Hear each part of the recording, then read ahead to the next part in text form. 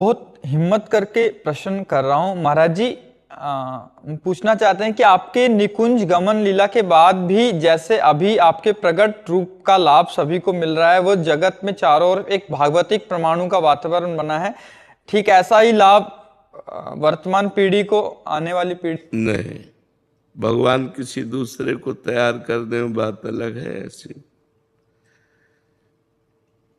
ऐसी नहीं। उड़िया बाबा का आश्रम, वहां नई स्टेशन बन गई थी, इतने लोग आते थे कि नया स्टेशन उड़िया बाबा आश्रम बन गया था। अब जाके आप देखो अखंडानंद स्वामी, अब जाके आप देखो सूरदास बाबा। समय होता है, संतों का एक प्रभाव होता है, जब वो प्रकट रहते तो उसका प्रभाव होता है, और जब अंतर ध्यान हो जाते हैं तो फिर सूनापन रहता है। महाराज जी, आपके हेतु कृपा से अब तो संतों की फैक्ट्री हो। कह रहे हैं कि आपकी हेतु कृपा से संतों की तो यहाँ एक फैक्ट्री टाइप है महाराज जी, और ग्रस्त में भी बहुत सारे साधक हैं। तो कोई ऐसी आज्ञा आपकी कि जो आपके जाने के बाद भी हम निरंतर वैसा ही अपने चित्त में वैसा अब जैसे हमारे संत रूपी खेत में कौन सा वृक्ष तैयार हो जाता है, अब ये नहीं कहा जा सकता कि कौन सा संत ऐसा तैयार हो जाए प्रतापी, जो हमारी पद्धति को खींच ले चले, जैसे चल रहा वैसे चले। अभी तो नहीं दिखाई दे रहा, अब भगवान इनमें से किसी में हृदय में बैठ जाए और आगे प्रकाशित हो जाए, वो बात अलग होती है। वो ये भगवान की रची हुई पीसें होती है, वो बेजोड़ होती है। हो सकता है भगवान किसी और को तैयार कर दे, क्योंकि उनकी सृष्टि संभालना उनका कार्य है। लेकिन अब ऐसा हो कि जैसा प्रेमानंद के सामने चल रहा है, ऐसा अनुपस्थिति में भी एक प्रभाव होता है। वही बात कह रहा हूँ, वो हम अपने हृदय से जानते हैं, अपने गुरुदेव के लिए जैसा है वो हृदय से जानते हैं। काटने को दौड़ेगा, कुछ अच्छा नहीं लगेगा। पास है ना तो देखे ना देखे है, तो एक मतलब हृदय में तसल्ली तो जब हफ्ते में गए, आंख में से आंख मिलाई, दर्शन किए, एक हृदय में, और ना भी के तो है हमारे दिमाग में है, वहाँ है। और ये हो गया कि अंतर ध्यान हो गए, तब तो एक मतलब असमर्थ हो गए, असहाय हो गए। जैसे बालक के लिए माँ का ना होना, छोटे बालक के, असमर्थ बालक के लिए माँ का ना होना, ऐसे शिष्य के लिए गुरु का ना होना बड़ा दुर्भाग्य है।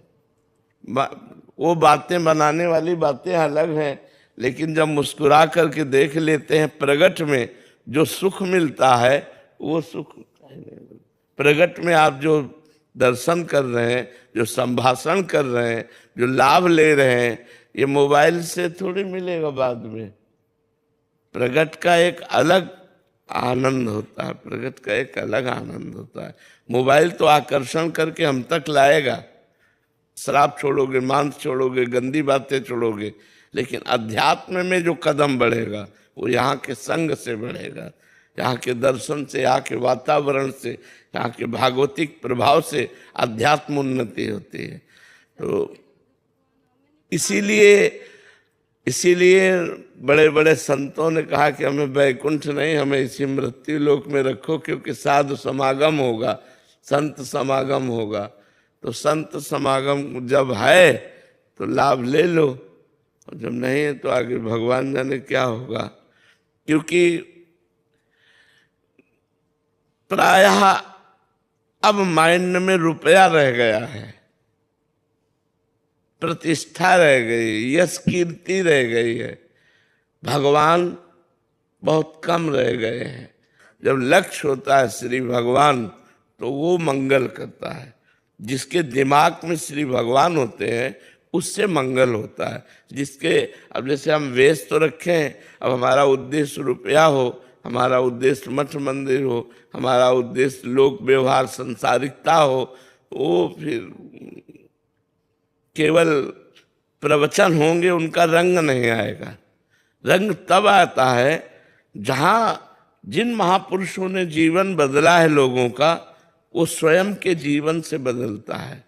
आपका जीवन यदि तपोमय है, भजनमय है, और जो आप बोल रहे हो वही आपके आचरण में है, तो प्रभाव पड़ेगा, उसका जीवन जबरदस्ती बदलेगा, उनका दर्शन से, संभाषण से, संग से बदलेगा। पर जब शरीर नहीं रहता तो हम इसीलिए प्रगट में देखकर कहते हैं कि जैसे पूज्य पादुलिया बाबा जी का आश्रम, अखंडानंद जी का आश्रम, बड़े बड़े माँ, उनके सामने जो था वो अब नहीं है।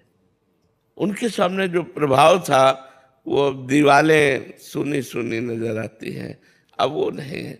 जब वो महापुरुष होते हैं तो एक मतलब समाज खिली हुई रहती है, हर समय नई प्रसन्नता, नया आनंद, नई गूंज, नया। तो प्रगट में जो श्री जी लीला कर रहे हैं वो अंतरित होने के बाद फिर किसी दूसरे को तैयार कर दे, वो बात अलग है। महाराज जी, कोई शिष्यों के लिए आज्ञा आपके द्वारा? नाम बाणी, नाम बाणी जहाँ श्याम श्यामा तहाँ, नाम बाणी सुनत श्याम श्यामा सुबस, नाम बाणी निकट श्याम श्यामा प्रगट। जो गुरु मंत्र है, जो गुरु नाम है, और जो गुरु आचरण है, आपको दिए गए आप ऐसे चलो, आप ऐसे चलो, उन्हीं पर चलता रहे तो उसको दिमाग में बना रहेगा, मेरे गुरुदेव मेरे पास है। कभी भी ऐसा नहीं लगता कि हमारे गुरुदेव हमसे दूर हैं, हमारे दिमाग में बैठे हुए हमारे, क्योंकि मंत्र उनका, नाम उनका, वाणी उनकी दी हुई, जीवन उनका दिया हुआ, तो हम उन्हीं में तो वास कर रहे हैं, उन्हीं से जी रहे हैं। जैसे हम श्वास के बिना जी नहीं सकते, ऐसे गुरु के बिना अध्यात्म का जीवन नहीं हो सकता।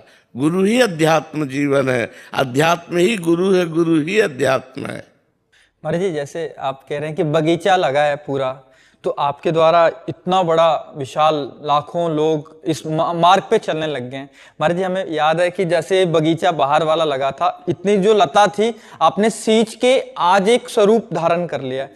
महाराज जी, अब वो स्वतः ही चलने के लिए तैयार हो गई। हाँ, अभी आप उसको देखो भी पानी ना दो तो भी चल। हाँ, अभी मतलब उसकी जो पहले जो आपने हाँ, सिंचन किया, पहले जो, हाँ बिल्कुल।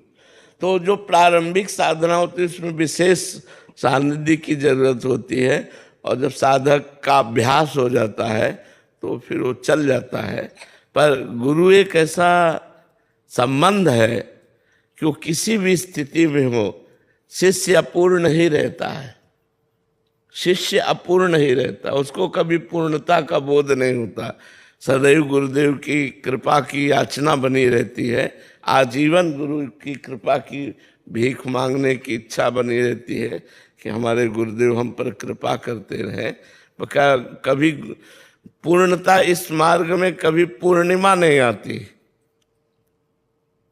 इस मार्ग में कभी पूर्णिमा नहीं आती।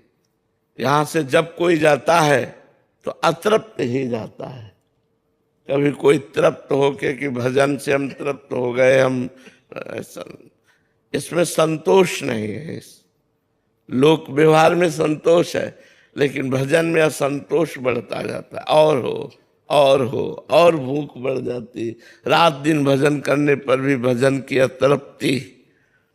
तो इसलिए हर समय याचना बनी रहती कि ऐसा भजन हमारा जैसा चल रहा है निरंतर चलता रहे, तो गुरु कृपा से कोई अपराध न बनने पाए, कोई विघ्न न बनने पाए। अच्छा, कोई विघ्न और अपराध बना भी तो दौड़ के चले गए, डॉक्टर है, नजदीक अस्पताल होने पर मतलब एक भरोसा रहता है ना, तो गुरु एक अस्पताल है। महाराज जी हमसे ये गलती, अपराध बन गया, हमारा भजन रुक गया, वो डांटेंगे या वो समझा देंगे या वो क्षमा कर दे, कहते ही बात सुधर जाएगी, ये हमें पक्का विश्वास है। अपनी बात सामने रखते ही वो उत्तर दे न दे, आपकी बात सुधर जाएगी, क्योंकि वो कल्पतरु है, जो कामना लेके जाओगे उसकी पूर्ति हो जाएगी। संत कल्पतरु है। गुरु की नजर पड़ते ही शिष्य का जीवन उज्जवल होता चला जाता है, उसका भविष्य मंगलमय होता चला। गुरु का सानिध्य तो अत्यंत आवश्यक है। हम चाहेंगे कि सबके गुरु का सानिध्य सबको प्राप्त होता रहे, कभी कोई अपने गुरु से विमुख न हो, कभी कोई अपने गुरु से वंचित न हो, कभी कोई अपने गुरु से प्रगट में दूर न हो। गुरु का, जैसे हर बच्चा माँ के